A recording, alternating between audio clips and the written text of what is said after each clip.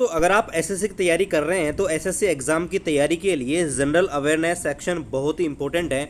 जीए अकेले कैरी करता है 50 मार्क्स यानी कि 25 क्वेश्चन के साथ और कवर करता है Indian history, polity, general science, current affair और economy, geography and static GK. इसको ध्यान में रखते हुए अनअकैडमी लाया है Lucent daily T20 test series by Varun Awasthi sir with analysis. ये 15 टेस्ट की टेस्ट सीरीज है जिसमें हर टेस्ट में होंगे 20 क्वेश्चन और इसमें आपको ये पूरे टेस्ट सीरीज हैं जिसमें 3 एनालिसिस कराए जाएंगे जो कि बिल्कुल फ्री होंगे। आपका सारा डाउट वरुण अवस्थी सर है यहाँ पर क्लियर करेंगे एनालिसिस क्लास में। मिस मत कीजिएगा इस अपॉर्चुनिटी को और क्रैक कीजिए अपना जीए सेक्शन बिल्कुल आसान तरीके से। और अगर फर्स्ट टाइम आप अनअकैडमी पे आए हैं तो हमारा जो रेफरल कोड है इसको यूज़ कर सकते हैं। वीडियो के डिस्क्रिप्शन में आपको लिंक दिया है और यहाँ पर मंडे टू फ्राइडे इनका जो टेस्ट है यहाँ पर बिल्कुल फ्री होता है, इनको यहाँ पर ज्वाइन कर सकते हैं।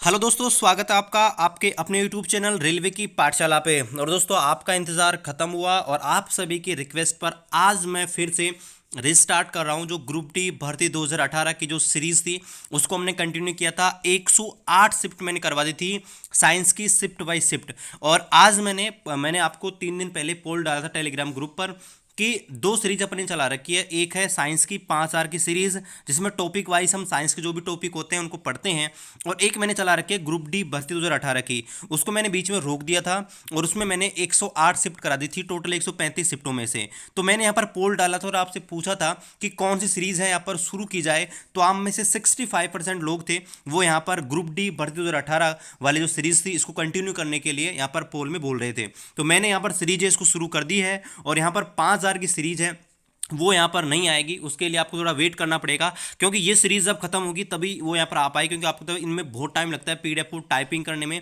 और बहुत सारा टाइम लगता है। तो गाइज फिर से आपकी जो एग्जाम है बहुत जल्दी अपने एग्जामिनेशन है वो यहाँ पर शुरू हो जाएंगी। और अगर दिसंबर से नहीं होंगी तो जनवरी से अपने एग्जाम है वो यहाँ पर पूर्ण रूप से शुरू हो जाएंगे। तो अपनी एग्जाम है एग्जाम की तैयारी के लिए जुट जाइए और ज़्यादा से ज़्यादा जो प्रैक्टिस है यानी कि प्रीवियस जो क्वेश्चन है उनको यहाँ पर प्रैक्टिस सेट लगाइए। तो यहाँ पर चलिए इस वीडियो को शुरू करते हैं। और ये अपना 6/12/2018 का सेकंड शिफ्ट का वीडियो है और इसमें जो भी क्वेश्चन पूछे गए थे साइंस के उनको हम कवर करेंगे। आपसे निवेदन है, आप हमारी इस पाठशाला पर नए हैं तो चैनल को सब्सक्राइब कर दीजिएगा, अपने दोस्तों के साथ इस वीडियो को शेयर कर दीजिएगा। तो पहला क्वेश्चन उसको देखते हैं। पहला क्वेश्चन है कि तार का जो प्रतिरोध होता है किसके व्युत्क्रम अनुपात में होता है। तो देखिए प्रतिरोध होता है ना, उसके बारे में ऑलरेडी स्पेशल वीडियो बना रखा है। तो प्रतिरोध होता है ना वो उसकी लंबाई किसी चालक उसके लेंथ के समानुपाती होता है और उसमें उसका जो अनुप्रस्थ काट क्षेत्रफल होता है क्रॉस सेक्शन एरिया उसके व्युत्क्रम अनुपाती होता है। तो यहाँ पर पूछा है किसके व्युत्क्रम अनुपात में होता है, तो उसके अनुप्रस्थ काट क्षेत्रफल यानी कि ऑप्शन नंबर 4 के। तो चलिए देखते हैं यहाँ पर दूसरा प्रश्न ये है कि पुंकेसर के भाग कौन कौन से होते हैं। अब देखिए पुंकेसर है, इसका पहले हम देखते हैं कि होती क्या चीज़ है। तो देखिए आपका जो फ्लावर होता है यानी कि फूल होता है ना उसके बहुत सारे भाग होते हैं। मैं यहाँ पर आपको जो डायग्राम है वो यहाँ पर दिखा देता हूँ।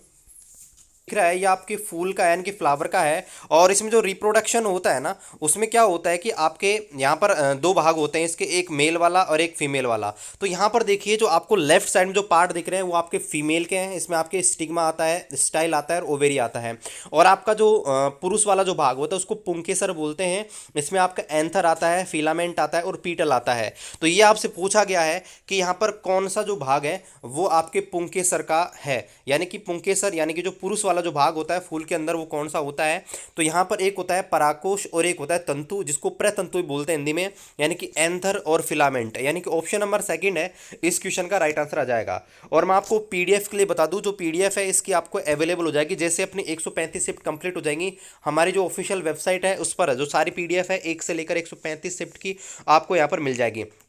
अगला जो क्वेश्चन है आपसे पूछा गया कि कौन सी फसल एक बागानी फसल है। बागानी फसल यानी कि आपका इसको बोलते हैं प्लांटेशन क्रॉप। तो आपको पता होगा जो चाय होते हैं ना, चाय वो एक प्रकार से बागानी फसल में आती है। हालांकि ये आपका साइंस से ही रिलेटेड है लेकिन इसको ना ज्योग्राफी में भी क्वेश्चन पूछ ले जाता है। तो यहाँ पर ना इसका राइट आंसर आ जाएगा वो आप आ जाएगा चाय यानी कि टी। अगला क्वेश्चन देखते हैं और यहाँ पर जो अगला क्वेश्चन है वो है कि खांसी आना और छींकना जैसी जो अनैच्छिक क्रियाएं होती हैं उनको नियंत्रित कौन करता है। देखिए हमारे शरीर में ना 2 प्रकार की प्रक्रियाएं होती हैं, एक होती है ऐच्छिक, एक होती है अनैच्छिक। ऐच्छिक क्या होती हैं, जिनको हम अपनी इच्छा से करते हैं, जैसे कि हाथ पैर हिलाना, ठीक है, चलना, बैठना, है ना, ये अपने हाथ में है, ठीक है। लेकिन कुछ ऐसी क्रियाएं होती हैं जो अपने हाथ में नहीं है, उन्हें अनैच्छिक क्रिया कहते हैं। जैसे कि श्वास लेना और हृदय की धड़कन होना, खांसना, छींकना, ये अपने हाथों में नहीं होती हैं, इन्हें बोलते हैं अनैच्छिक क्रियाएं। तो हमारे शरीर में ना हमारा जो मस्तिष्क होता है, उसका जो पार्ट्स होता है, जो कौन सा जो भाग होता है, इनको कंट्रोल करता है। तो हमारे शरीर में बोन मैरो यानी कि अस्थि मज्जा जो होता है, वो खांसी आना, छींकना जैसी जो आपके अनैच्छिक क्रियाएं होती हैं, उनको यहाँ पर क्या करता है, कंट्रोल करता है। अगला जो क्वेश्चन है उसको अपन देखते हैं। अगला जो क्वेश्चन है वो यहाँ पर बोल रहा है कि सल्फ्यूरिक अम्ल होता है, उसको किसके साथ में, सल्फ्यूरिक अम्ल के साथ मिलाने पर जो लिटमस विलेन होता है उसका रंग होता है वो कैसा बदल जाता है।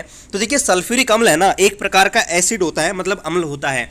और अम्लों के बारे में मैंने आपको पहले बताया था कि जो अम्ल होते हैं वो आपके स्वाद में क्या होते हैं, खट्टे होते हैं, और ये आपके नीले लिटमस पत्र को क्या कर देते हैं, लाल कर देते हैं। नीले लिटमस पत्र को यानी कि ब्लू लिटमस को ये रेड लिटमस से कन्वर्ट कर देते हैं। तो यहाँ पर आपका आंसर आ जाएगा ऑप्शन नंबर सेकंड है, इसका राइट आंसर आ जाएगा। देखते हैं अगला प्रश्न।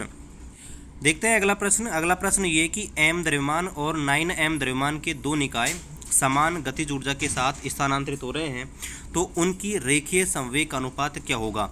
यानी कि आपको दिया है दो आपके पिंड हैं, एक का द्रव्यमान है m और दूसरे का है 9m, और इनकी जो गतिशील ऊर्जा है, मतलब काइनेटिक एनर्जी यानी कि गतिज ऊर्जा है, वो आपके सेम दी है, समान दी है। तो इनका रेखीय संवेग यानी कि आपका लीनियर मोमेंटम है, इसका रेशो क्या होगा।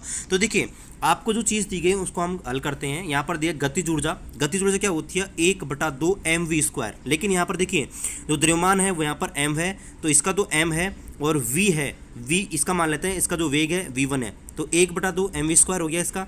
और दूसरे वाला जो आपका कण है उसका हो गया 1/2, और m की जगह क्या लेंगे 9m, और वेग ले लेते हैं इसका v2, ठीक है। देखिए 1/2 से 1/2 कैंसिल आउट हो गया, इस m से ये m कैंसिल हो गया, यहाँ पर बचेगा v1² इज इक्वल 9v2²। क्या बचेगा, v1² इज इक्वल 9v2², और यहाँ पर v1² अपॉन v2² करेंगे तो यहाँ पर आ जाएगा ये आपका आ जाएगा 9:1। और अगर यहाँ पर v1 अपॉन v2 निकालें तो यहाँ पर जो आएगा वो आ जाएगा 3:1, क्योंकि रूट होगा। तो यहाँ पर देखिए जो v1 अनुपात v2 आ गया, ठीक है, वो यहाँ पर क्या आएगा 3:1, ठीक है। अब देखिए यहाँ पर पूछा गया है कि रेखीय संवेग, रेखीय संवेग क्या होता है, P बराबर mv, क्या होता है P बराबर mv। तो देखिए यहाँ पर रख देते हैं इनकी वैल्यू, तो यहाँ पर देखिए P बराबर mv, तो mv यानी कि mv1 अपॉन वो अनुपात mv2, ठीक है। तो यहाँ पर देखिए यहाँ पर जो रेशियो आएगा वो यहाँ पर देखिए पहले वाले के रखते हैं m, इसका तो m ही है, तो यहाँ पर जो 3m हो गया ये, ठीक है। और यहाँ पर आ गया अनुपात और mv2, m तो यहाँ पर देखिए m इसका है 9m, ठीक है, और इसका v2 है वो यहाँ पर 1 है इधर से। तो यहाँ पर अगर रेशो निकाल दें 3 से ये कटेगा तो 1:3 है, इसका राइट आंसर आ जाएगा। देखते हैं अगला प्रश्न। अगला प्रश्न आपसे पूछा गया कि बल अपॉन त्वरण यानी कि फोर्स अपॉन एक्सेलरेशन है वो आपका किसके बराबर होता है। तो F अपॉन ए, आपको पता होगा कि F बराबर ma एक फॉर्मूला होता है गति के रूल में, और यहाँ पर F बराबर ma से यहाँ पर F अपॉन ए निकालते हैं तो यहाँ पर m यानी कि स्मॉल n यानी कि आपका द्रव्यमान। तो ऑप्शन नंबर 3 है, इसका राइट आंसर आ जाएगा। अगला प्रश्न आपसे बोला है निम्नलिखित अभिक्रिया से क्या उत्पाद बनता है जिसका उपयोग भोजन को जल्दी पकाने के लिए किया जाता है। अब देखिए यहाँ पर अगर आप पहले तो इस रिएक्शन को देखते हैं कि NaCl यानी कि नमक प्लस यहाँ पर आपका जल प्लस अमोनिया गैस, तीनों को मिलाया गया है, और यहाँ पर आपसे पूछा गया है कि एक ऐसा प्रोडक्ट बनता है, एक ऐसा यौगिक बनता है जिसका उपयोग भोजन को जल्दी पकाने में करते हैं। और आपको पता होना चाहिए कि भोजन को जल्दी पकाने के लिए किस आपका यौगिक है जिसका उपयोग करते हैं।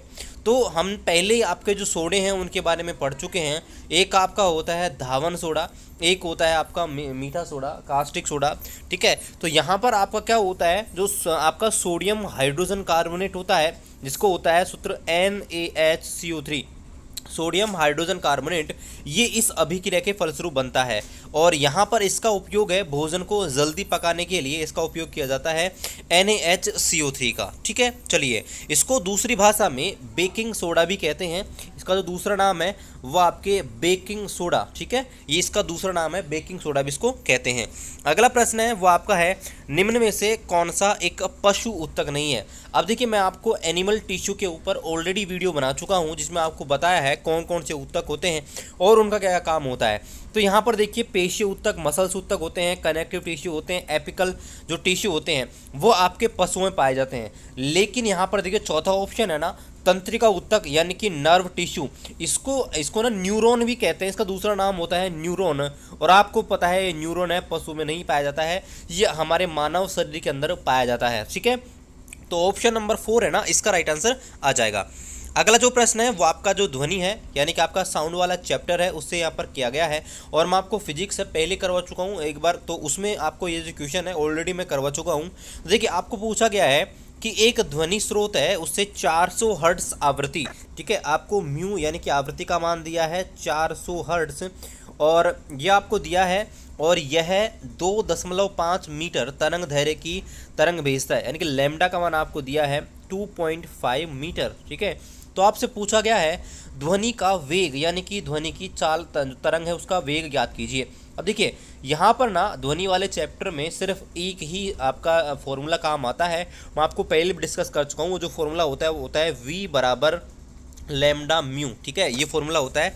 तो वेग आपसे पूछा गया तो v बराबर जगह लैम्डा का मान दिया गया है आपका 2.5 और म्यू का मान है 400, तो मल्टीप्लाई करेंगे इनको आपस में, तो यहाँ पर हो जाएगा 25 × 40, और 25 × अगर 40 करेंगे आप तो यहाँ पर जो आंसर आ जाएगा वो आ जाएगा 1000। क्या आ जाएगा 1000 यहाँ पर मीटर पर सेकंड है, इसका राइट आंसर आ जाएगा। ये देखते हैं अगला प्रश्न। अगला प्रश्न है वो ये है निम्नलिखित में से कौन सा जो मिलान है वो आपका सही है। आपको यहाँ पर कुछ यौगिक दे रखे हैं, उनके नाम यहाँ पर दिए गए कुछ हाइड्रोकार्बन्स के, और आपसे पूछा गया है कौन सा मिलान है वो आपका सही है। तो देखिए यहाँ पर ना मैं आपको बता दूं कि हाइड्रोकार्बन होते हैं ना जो आपके वर्गीकरण किया गया है उसमें जो H चक्रीय होते हैं वो आपके 3 प्रकार के होते हैं। एक होते हैं एल्केन जिसका फॉर्मूला होता है CnH2n+2। ठीक है, इनको बोलते हैं एल्केन। क्या बोलते हैं इनको? एल्केन। दूसरे होते हैं एल्कीन जिनमें क्या होता है कि CnH2n यानी कि जितने कार्बन उसके डबल हाइड्रोजन, इनको बोलते हैं एल्कीन। क्या बोलते हैं? एल्कीन। और एक होते हैं एल्काइन जिनका फॉर्मूला होता है CnH2n-2, इनको बोलते हैं आपके एल्काइन। क्या बोलते हैं? एल्काइन। तो यहाँ पर ना सारे के सारे आप देखेंगे लास्ट में इन है, मतलब सारे के सारे एल्कीन है। और एल्कीन की पहचान क्या होती है? जितने कार्बन उतने ही उसी दुगनी संख्या में क्या होनी चाहिए? हाइड्रोजन होनी चाहिए। तो यहाँ पर आप फॉर्मूला देखिए और आपको बताना है कौन सा है वो आपका सही है। तो देखिए यहाँ पर ना आपका ब्यूटीन है वो बिल्कुल सही है, क्योंकि यहाँ पर 4 आपके कार्बन है और 4 से बिल्कुल डबल यानी कि 4 और H, यहाँ पर 4 दूनी 8 यहाँ पर हाइड्रोजन है, इसलिए ये वाला जो फॉर्मूला है बिल्कुल सही है। बाकी सारे के सारे जो है वो आपके गलत है। तो ऑप्शन नंबर 2 है इसका राइट आंसर आ जाएगा। अगला जो प्रश्न है वो ये कि आपको एक फॉर्मूला दे रखा है कि m = H'/H। ठीक है, तो आपसे पूछा गया है इसमें m क्या है, H' है, और H ये किस चीज़ को प्रदर्शित करते हैं। तो देखिए मैंने आपको ना 5 आर वाली सीरीज में दर्पण सूत्र, लेंस सूत्र ऑलरेडी कवर करा दिया है, और वहाँ पर आपको बताया था आवर्धनता के बारे में यानी कि मैग्नीफिकेशन के बारे में, और वहाँ आपको बताया था कि मैग्नीफिकेशन होती है वो क्या होती है। वहाँ पर देखिए फॉर्मूला थोड़ा डिफरेंट था। ठीक है, तो वहाँ पर जो फॉर्मूला था वो इस प्रकार से था, m = H'/H, इस प्रकार से था। ठीक है, तो यहाँ पर आपसे पूछा गया है कि यहाँ पर m क्या होता है, H' क्या होता है और H क्या होता है। तो वहाँ पर आपको बताया था कि जो आवर्धनता होती है ना किसी भी लेंस या दर्पण की, तो किसी वस्तु को बड़ा करके दिखाने की जो क्षमता होती है उससे आवर्धनता यानी कि मैग्नीफिकेशन कहलाती है। और यह आपके होती है कि प्रतिबिंब जो बना है, ऑब्जेक्ट का जो इमेज बना है उसका साइज कितना है अपॉन जो ऑब्जेक्ट की एक्चुअल साइज है वो कितनी है, यानी कि m बराबर जो होता है H'/H। इसमें क्या होती है, H' तो होती है आपका जो इमेज होता है उसकी साइज, और H होती है ऑब्जेक्ट की साइज। यानी कि यहाँ पर देखिए यहाँ पर जो आपका m होती है ना वो तो आवर्धनता यानी कि मैग्नीफिकेशन को प्रदर्शित करता है, और जहाँ पर H' है वो आपके प्रतिबिंब यानी कि इमेज है उसकी हाइट को, और H है, ठीक है, ये H' नहीं है, H है वो आपके वस्तु की यानी कि आपके ऑब्जेक्ट की हाइट को प्रदर्शित करती है।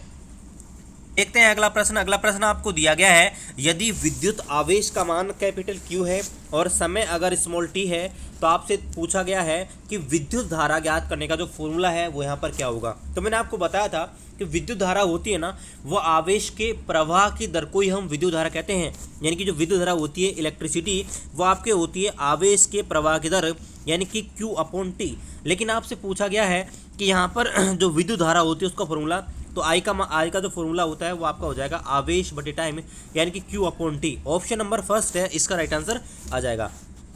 अगला जो प्रश्न है वो ये कि मानव शरीर में निषेचन की क्रिया कहाँ पर होती है, यानी कि फर्टिलाइजेशन होता है वो आपकी ह्यूमन बॉडी में कहाँ पर होता है। तो आपको पता होना चाहिए कि फैलोपियन ट्यूब होता है वहाँ पर आपका निषेचन होता है और यही आपके जाइगोट्स हैं उनका फॉर्मेशन यहाँ पे होता है। ठीक है, बाकी हम आपका ह्यूमन सिस्टम है पढ़ेंगे तब आपको और डिटेल से यहाँ पर चीज़ें हैं यहाँ पर क्लियर कर देंगे। अगला जो प्रश्न है वो यहाँ पर पूछा गया है कि पदार्थ के संदर्भ में कौन सा स्टेटमेंट है आपका सही नहीं है। ठीक है, यानी कि आपका जो पदार्थ होता है, पदार्थ के बारे में अवधारणा दी गई थी, पदार्थ किस किस से मिलकर बना होता है, पदार्थ के बीच में आकर्षण होता है या प्रतिकर्षण होता है, उनके बारे में आपको कुछ स्टेटमेंट दिए गए हैं और उनके बारे में आपको बताना है कि कौन सा स्टेटमेंट है वो आपका सत्य नहीं है। ठीक है, देखते हैं। तो यहाँ पर देखिए, पहला जो स्टेटमेंट है वो ये है कि पदार्थ के कणों के बीच कोई आकर्षण बल नहीं लगता। दूसरा है कि पदार्थ के कण द्रव तथा वायु में सतत रूप से यानी कि कंटिन्यूस रूप से स्थानांतरित होते रहते हैं। तीसरा है पदार्थ होता है वो कणों से मिलकर बना होता है। और चौथा, पदार्थ के कणों के बीच अंतर होता है। तो यहाँ पर देखिए जो पहला स्टेटमेंट है ना वो आपका गलत है। इनके बीच ना दुर्बल आकर्षण बल पाया जाता है। हालांकि ये यादृच्छिक गति करते हैं लेकिन इनके बीच में दुर्बल आकर्षण बल पाया जाता है। दूसरा बिल्कुल सही है कि यहाँ पर ये जो द्रव होते हैं या आपके एयर होते हैं इनमें कंटिन्यूसली गति करते रहते हैं। और तीसरा, ये आपके छोटे छोटे पार्टिकल से बने होते हैं। तीसरा स्टेटमेंट सही है। और चौथा, पदार्थ के कण होते हैं उनके बीच का अंतर होता है। वैसे देखिए अगर एक ही पदार्थ होता है ना उसके कणों के बीच कोई अंतर नहीं पाया जाता, लेकिन अगर अलग अलग पदार्थ के यहाँ पर कण है ना तो यहाँ पर आपका जो फोर्थ है यहाँ पर हो जाएगा। लेकिन यहाँ पर देखिए जो फोर्थ स्टेटमेंट है ना इसमें आपको कन्फ्यूजन हो सकता है। अगर एक ही पदार्थ के अगर कण है ना एक ही पदार्थ के तो उनके बीच में कोई अंतर नहीं होता है, वो सेम होते हैं। ठीक है, लेकिन अगर यहाँ पर अलग अलग पदार्थ के हैं तो यहाँ पर आपका होगा। इसलिए हम ऑप्शन नंबर 4 है ना इसको यहाँ पर सही मानेंगे और ऑप्शन नंबर जो फर्स्ट है इसको गलत मानेंगे। हालांकि पहला ऑप्शन है वो भी यहाँ पर सही हो जाएगा अगर यहाँ पर जो चौथा स्टेटमेंट है यहाँ पर क्लियर हो तो। ठीक है, क्योंकि यहाँ पर जो आपके जो कण होते हैं वो आपके यादृच्छिक रूप से गति करते हैं, लेकिन ऐसा माना जाता है कि इनके बीच में दुर्बल आकर्षण बल लगता है ना, ऐसा कोई प्रबल आकर्षण बल नहीं लगता है। अगला जो क्वेश्चन है वो ये है कि वर्ग संख्या 3 और आपके आवर्त संख्या 6 के बीच में कौन से तत्व स्थित होते हैं। तो इसके लिए मैं आपको ले चलता हूँ मॉडर्न पीरियोडिक टेबल यानी कि आधुनिक आवर्त सारणी के ऊपर।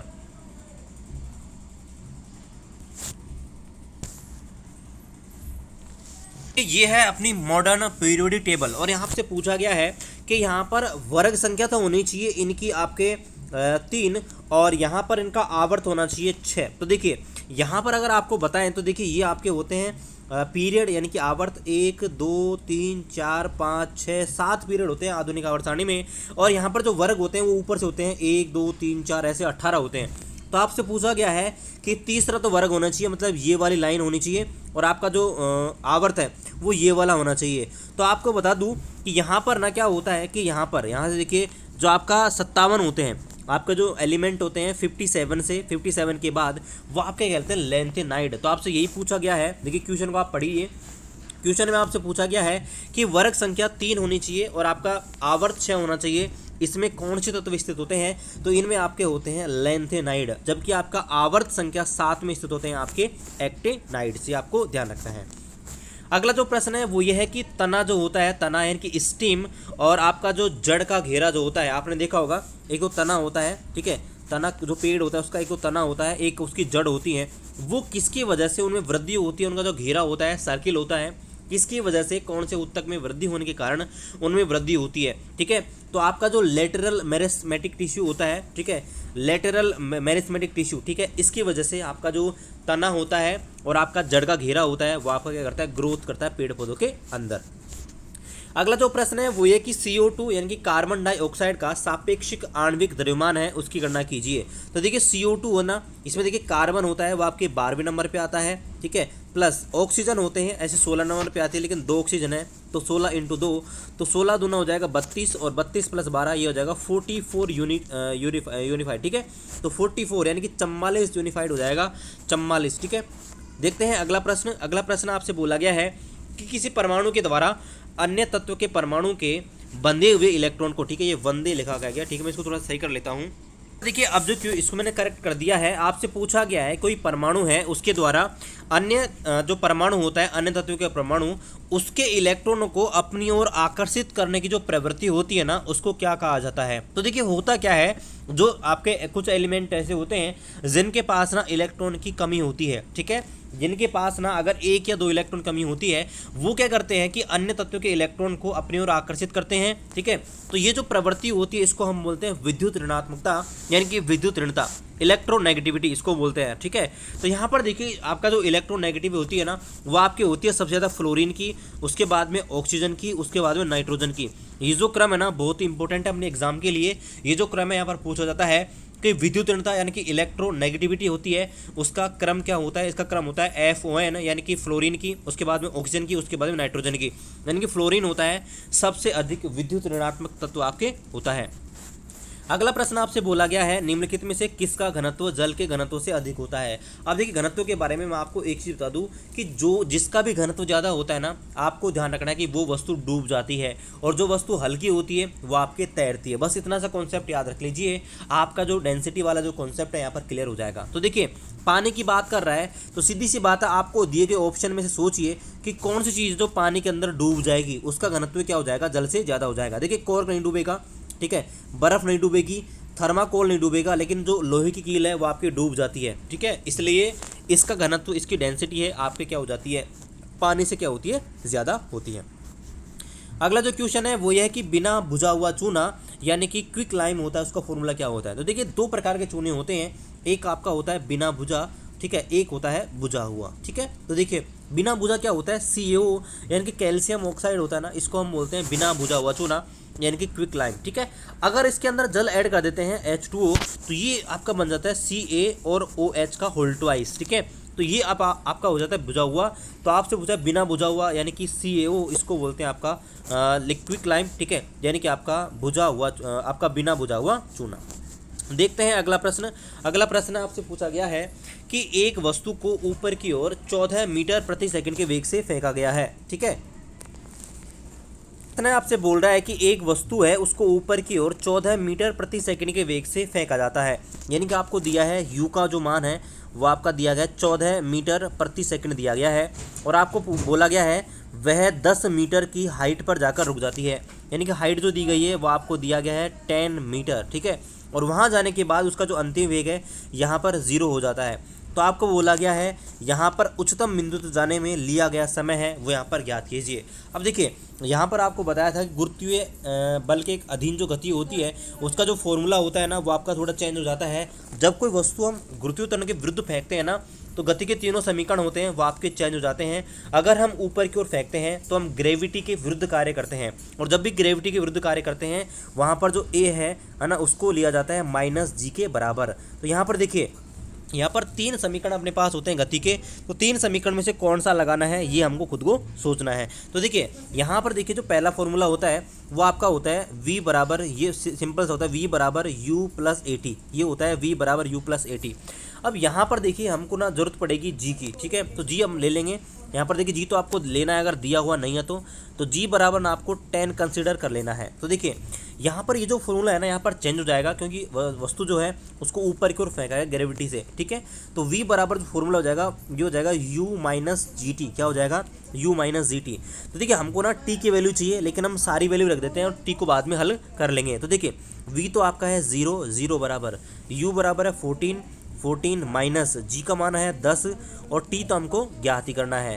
तो यहाँ पर देखिए इसको अगर इधर लेके जाएंगे तो 10t बराबर आ जाएगा 14, 10t बराबर आ जाएगा 14, और t बराबर आ जाएगा 1.4 सेकंड। तो आंसर जो आ जाएगा वो आ जाएगा टाइम बराबर 1.4 सेकंड है, इसका राइट आंसर आ जाएगा। अगला जो प्रश्न है वो है कि ऑक्सीजन की उपस्थिति में अयस्कों को गर्म करने की प्रक्रिया को क्या कहा जाता है। तो देखिए ना, आपके जो अयस्क होते हैं उनको शुद्धिकरण करने की बहुत सारी विधियां हैं, उनमें से भर्जन और निस्तापन 2 चीज़ें होती हैं। तो देखिए आपका भंजन होता है ना, भंजन ब्रेक डाउन, ये क्या होता है, जब आपके कोई भी अयस्क होते हैं अगर उनको ऑक्सीजन की उपस्थिति में गर्म करते हैं शुद्धिकरण के लिए तो उनको बोलते हैं आपका भंजन, और अगर ऑक्सीजन की अनुपस्थिति में अगर उनको गर्म करते हैं उनको बोलते हैं निस्तापन। ठीक है, तो आपसे पूछा कि ऑक्सीजन की उपस्थिति में, तो ऑक्सीजन की उपस्थिति में इनको बोलते हैं आपका भंजन, यानी कि ऑप्शन नंबर 2। ठीक है, चलिए देखते हैं आज का अंतिम प्रश्न। अगला जो प्रश्न है वो ये है, यदि एक वस्तु का संवेग 20% बढ़ाया जाता है तो इसकी गतिज ऊर्जा में क्या प्रभाव पड़ेगा।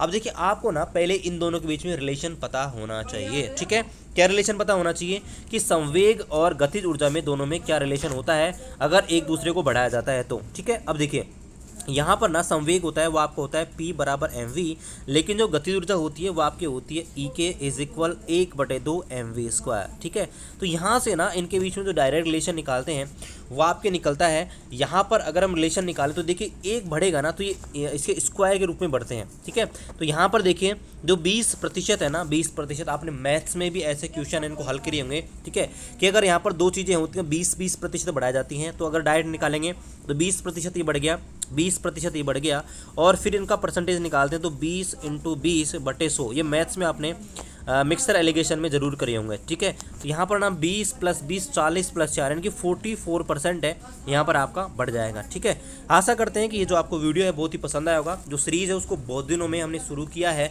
तो यहाँ पर ना थोड़ा टाइम टेकिंग है और थोड़ा सा चीज़ें अटपटी लग रही हैं, बाकी बहुत जल्दी उसका इनको और सुधार कर लेंगे। तो आशा करते हैं वीडियो आपको पसंद आया होगा, और बता दीजिए कमेंट करके, और ये बता दीजिए कि जो सीरीज़ को कंटिन्यू करना है क्या। आपके रिक्वेस्ट पर इसको कंटिन्यू किया है। 5000 की सीरीज़ है उसको हमने फिलहाल रोक दिया है, क्योंकि अपनी एग्ज़ाम है वो पता नहीं कब से शुरू हो सकती हैं। अब जो टाइम टेबल अभी नोटिस का वेट करते हैं, उसके बाद में अपने एग्जामिनेशन है वहाँ पर शुरू हो जाएंगी। तो मिलते हैं आपसे अगली वीडियो में, और चैनल पर नए हैं चैनल को सब्सक्राइब कर दीजिएगा। तब तक जय हिंद जय भारत।